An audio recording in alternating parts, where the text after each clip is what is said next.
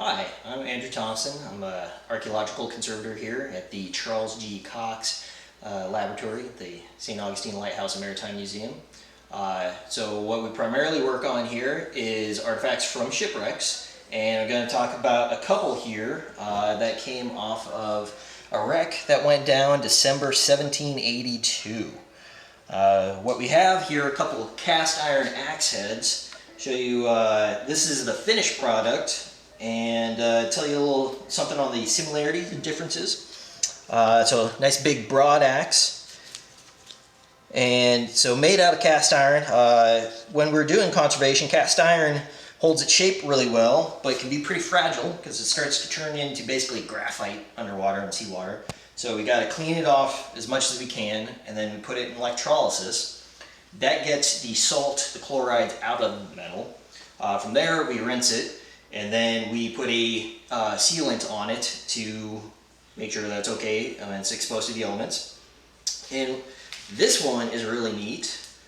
So same design, but you might notice right here, it still has some of the handle hafted in it.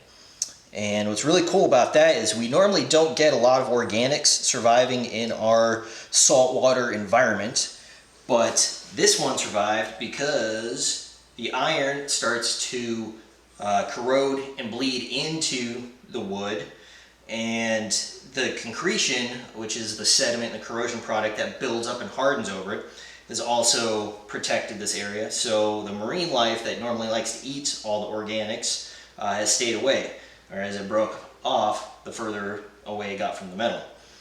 So this one also went through treatment, but treating organics with electrolysis is bad for it. So this one had to go through a soaking of sodium hydroxide and sodium carbonate.